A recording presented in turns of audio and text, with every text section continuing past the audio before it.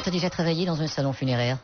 Bonjour à tous. Alors, c'était pas trop long d'attendre un nouvel épisode? Non, parce que ça fait quand même un mois qu'il n'y en a pas eu. Ils doivent avoir le moral dans les chaussettes. Bon, j'espère au moins que vous avez passé un bon été et que vous en avez bien profité. Alors, aujourd'hui on va parler d'Odin. Je sais, après toutes les fois où il apparaît dans les films et les séries, vous devez déjà savoir 2 ou 3 trucs sur lui. Regardez-moi ce que Anthony Hopkins en fait dans les Marvel. Je veux dire, cette prestance, cette sagesse, cette autorité. C'est incroyable, mais on va quand même aller au-delà des films et creuser un peu son histoire. Petite info au passage, dans cette vidéo il y a beaucoup de mots qui sont difficiles à prononcer, donc vous étonnez pas s'il y a des mots que j'écorche. Je suis un homme honnête.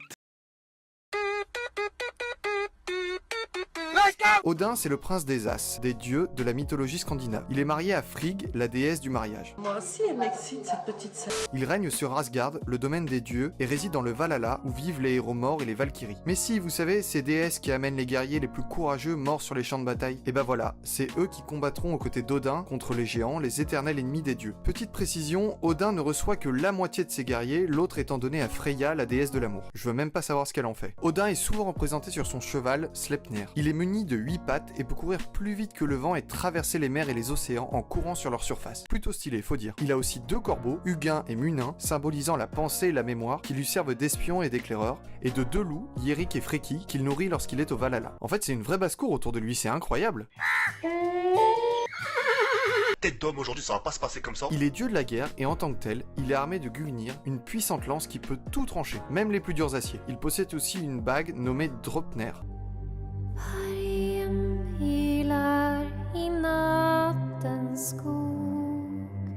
Odin est l'un des 3 fils de Bor et de Besla, une géante. Avec ses 2 frères, Vili et Ve, il est le premier de la race des As. Il est né dans le fond du bon voilà, vous avez le mot, où il fait la guerre aux enfants de Trut. Bon là ça suffit. Run, rabbit, run, rabbit. Gelmir. Ah ok, c'était donc ça. Donc voilà, celui-là c'est le grand-père de tous les géants de glace. C'est vrai que t'as une sale gueule. Pendant plusieurs années, ils se font donc la guerre sans qu'aucun des 2 camps n'ait l'avantage. Bien qu'Odin et ses frères ne soient que 3 dans le camp des As, ils sont extrêmement forts, et leurs blessures guérissent très rapidement, tandis que les géants subissent de lourdes pertes, mais se reproduisent constamment. Un jour, Odin et ses 2 frères réussissent à tuer le géant originel, Ymir, dont la marée de sang qui s'écoule de ses blessures noie l'armée des géants, à l'exception de 2 qui survivent, Bergelmir et son épouse. Après avoir tué Ymir et mis fin à la guerre, Odin, aidé de ses frères, décide de créer tout l'univers. Il crée le monde avec le cadavre d'Ymir puisque c'est tout ce qu'ils avaient. Ouais, c'était un peu la dèche à l'époque. Oh quel ennui, on s'emmerde. Le sang d'Ymir avait déjà créé les océans. Avec la chair d'Ymir, il crée Midgard entre Jotunheim et Asgard. Midgard deviendra plus tard le monde des hommes. Jotunheim est le monde des géants de glace au sud, fondé par Bergelmir et son épouse. Les 3 frères utilisent les os d'Ymir afin d'élever certaines parties de sa chair, créant ainsi les montagnes et les collines. Les dents d'Ymir sont arrachées et utilisées pour former les falaises du monde. Ses cheveux deviennent la végétation et les restes de son cerveau forment les nuages. Finalement, son crâne devient le ciel ou le paradis au-dessus de tout. Ah oui, il faut s'accrocher avec la mythologie nordique, hein, c'est plutôt space. Qui est-ce qui écrit des trucs pareils? C'est immonde. Qu'est-ce que c'est que cette honte? Un jour, Odin et ses 2 frères, Vili et Ve, marchent le long de la mer et remarquent 2 arbres qui étaient tombés sur le sol, un orme et un frêne. Odin donna aux 2 arbres l'étincelle de vie, tandis que Vili leur donna l'esprit et un peu de connaissance, et Ve leur donne les 5 sens. Une fois cela terminé, les arbres n'étaient plus du tout des arbres, mais plutôt des versions réduites des dieux eux-mêmes. Ce sont les premiers hommes et femmes nommés Ask et Embla. Odin leur donne le monde de Midgard. Les 3 fils remarquent aussi que plusieurs créatures ont émergé de la chair en décomposition d'Ymir. Ce sont les nains qui ont été bannis aux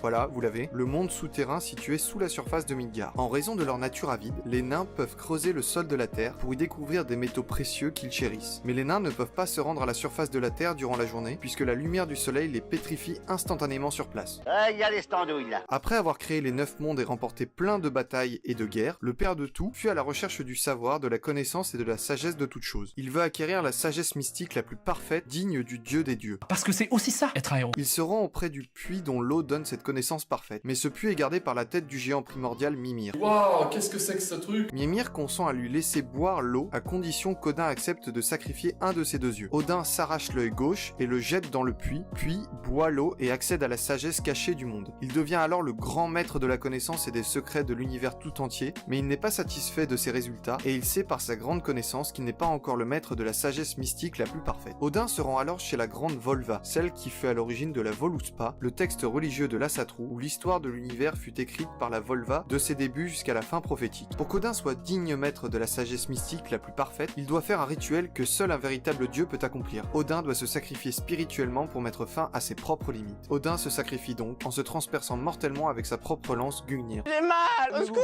Il reste accroché à sa lance sur Yggdrasil, l'arbre monde cosmique. Les runes, le savoir, les secrets de l'univers, les sagesses, la connaissance et enfin la connaissance parfaite de l'univers lui sont donnés, et Odin ressuscite du royaume des morts en utilisant ces runes.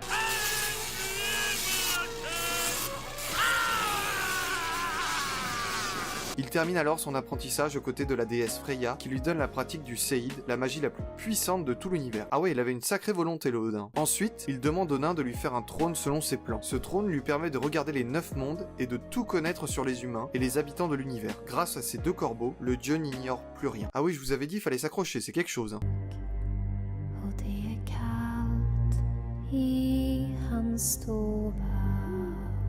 Comme je l'ai dit, Odin est bien entendu représenté au cinéma dans l'univers Marvel, mais il apparaît bien sûr dans d'autres œuvres. La série American Gods, dont je vous ai parlé par exemple, il y est joué par Ian McShane, qui, au passage, l'interprète parfaitement. On le voit aussi dans différents films, et même des jeux vidéo, du MMORPG qui porte son nom, jusqu'au trailer d'Assassin's Creed Valhalla, dans lequel il apparaît. Odin est avec nous! Je suis doté d'énormément de swag. En passant par Smite ou encore Age of Mythology. Ouais, difficile de le louper, le père de toutes choses. Il apparaît également dans des bandes dessinées, comme dans Torgal, où il a plusieurs fois affaire aux héros de la série. Si vous voulez en savoir plus, je vous invite fortement à aller vous procurer la collection du Monde sur la mythologie nordique. Mais si, je suis sûr que vous avez vu passer la pub sur YouTube. Collection mythologie nordique. Et ben c'est juste passionnant et c'est vraiment bien foutu. Et vous en trouvez dans n'importe quel bureau de presse, donc n'hésitez pas. Non, par contre c'est pas un placement produit, hein. Calmez-vous le périnée. Voilà, c'est la fin de cette vidéo, j'espère qu'elle vous aura plu. N'hésitez pas à me dire en commentaire quel dieu vous aimeriez voir dans les prochaines vidéos, à vous abonner à la chaîne, et je vous dis à très bientôt pour une nouvelle vidéo. Au revoir.